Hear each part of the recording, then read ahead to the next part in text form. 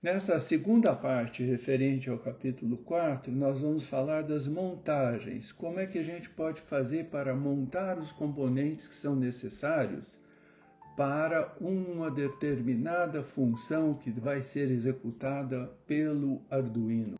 Após a gente ter listado todos os componentes eletrônicos que a gente pode eventualmente vir a utilizar nos nossos experimentos, nós temos que imaginar como é que a gente vai fazer a montagem desses componentes, né? Então, a maneira tradicional de se montar os componentes é através de um protoboard, né? O protoboard ele tem nas extremidades superior e inferior barramentos. Então, tem um barramento positivo e um barramento negativo, que são exatamente os barramentos que nos permitem a conexão da polarização dos componentes, né? A energização dos componentes.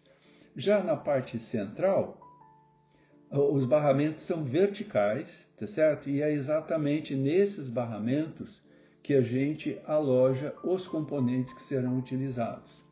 E as interconexões são feitas através de jumpers, né? Que são cabinhos que podem ter nas extremidades conectores macho-macho, macho-fêmea ou fêmea-fêmea, dependendo da necessidade da conexão.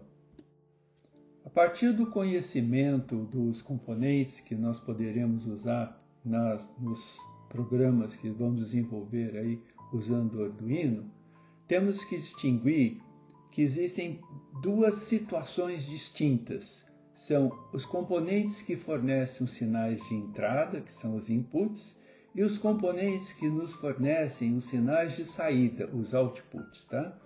Nós chamamos aqueles dispositivos que nos fornecem os sinais de entrada, os inputs, de sensores, que são de dois tipos. Existem os sensores digitais, que fornecem apenas duas informações, ou está on, que seria 5 volts, ou está off, que seria 0 volt. Mas também tem os sensores analógicos, que fornecem níveis de tensão dentro da faixa de 0 a 5 volts. Esses níveis de tensão são interpretados pelo Arduino como níveis distintos que variam de 0 até 1023, e esses níveis são divididos em degraus, cada degrau 4,88 milivolts, e dessa forma simulam um nível analógico. Já na parte de saída, nós chamamos os dispositivos que nos fornecem as informações de saída dos atuadores, porque eles atuam, né? Então nós temos atuadores digitais, como é o caso de um LED que pode estar aceso ou pode estar apagado. Já temos também os atuadores analógicos, que pode ser, por exemplo, o mesmo LED que varia a sua luminosidade. Nesse caso, o Arduino vai fornecer níveis de tensão dentro da faixa de 0 a 5 volts em 255 degraus, sendo cada degrau equivale a 19,6 milivolts, simulando um sinal analógico. Para todo o aprendizado da programação, nessa primeira fase, nós podemos afirmar com certeza que são necessários somente 3 componentes básicos. São os LEDs, chaves e potenciômetros. Com esses dispositivos, podemos simular qualquer dispositivo, né? Vamos começar pelo LED. O LED, para que ele possa ser utilizado junto com o Arduino, é necessário que haja uma compatibilização entre a tensão necessária para acendê-lo e a tensão que o Arduino fornece. Então, o LED necessita de 2 volts para ser aceso, mas a tensão de saída do Arduino, quando está on, é de 5 volts. Então nós temos que provocar uma queda de tensão de 3 volts para que, após essa queda de 3 volts, a tensão que o LED vai receber é de 2 volts. Então, aplicando a lei de Ohm que nós vimos há pouco, né, nós vamos achar o valor da resistência. Ou seja, eu vou dividir a tensão de 3 volts por um valor de corrente que eu vou estabelecer como 20 mA. O resultado aplicado à lei de Ohm é 150 ohms. Na verdade, a gente usa valores de 220 ou 330 ohms na maioria das aplicações. Já o potenciômetro, nós já explicamos anteriormente, ele gera tensões de 0 a 5 volts. Então, para drenar a corrente que vai circular por esse potenciômetro, a gente usa normalmente um valor de 10 a 20 quiloohms, que vai provocar uma corrente de apenas meio a 0,25 miliamperes. Valores absolutamente adequados para a finalidade que será utilizado os potenciômetros. Complementando agora, vamos falar das chaves, que são utilizadas para gerar os sinais digitais on 5 volts ou off desligada 0 volts, né? Mas, observe, nós não podemos simplesmente colocar uma chave entre 5 e 0 volts, porque se a gente fizer isso, nós podemos causar um curto-circuito na fonte de alimentação que alimenta o Arduino, né? Então, para gerar essa informação, o que a gente faz é colocar um resistor que fica conectado uma perna aos 5 volts e a outra perna ao 0 volt, através de uma chave.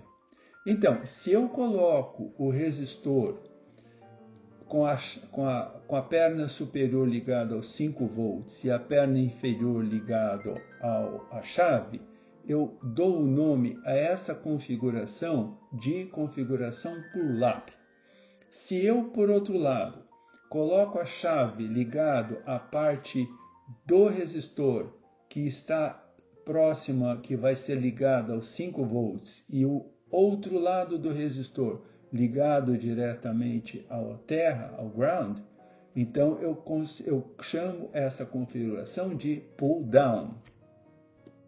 Acreditem vocês ou não, a montagem mostrada na figura vai nos propiciar os circuitos que vão ser necessários para todo o aprendizado dessa parte introdutória sobre a programação do Arduino. Nessa montagem nós temos um potenciômetro, os extremos, as pernas extremas, estão ligadas ao terra e ao lado positivo. E o cursor, o terminal central, linha amarela, a abóbora, está ligado ao A0, que é o pino analógico do Arduino. A chave, por sua vez, ela está ligada numa configuração pull-up. Por quê?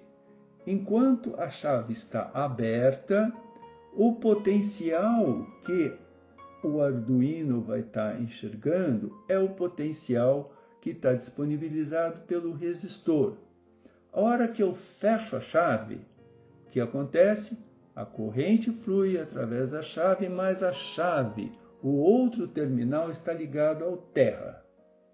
Já ao LED, nós já temos o resistor de 220 ohms ligados, né, entre o pino 13, que forneceria uma tensão de 5 volts, para ligar o LED.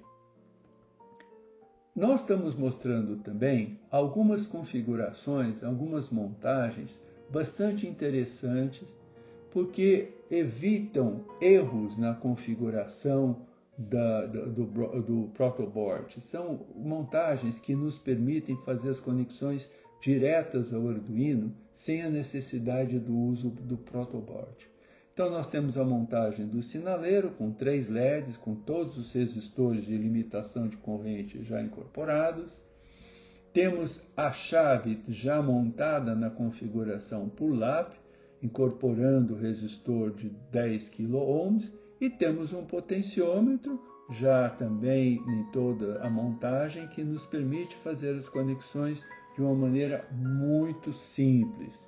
Então, essas talvez sejam uma outra opção para aqueles que preferem não trabalhar com o protoboard. Com isso, finalizamos a segunda parte do capítulo 4, em que aprendemos como fazer as conexões destinadas ao desenvolvimento de um programa no Arduino.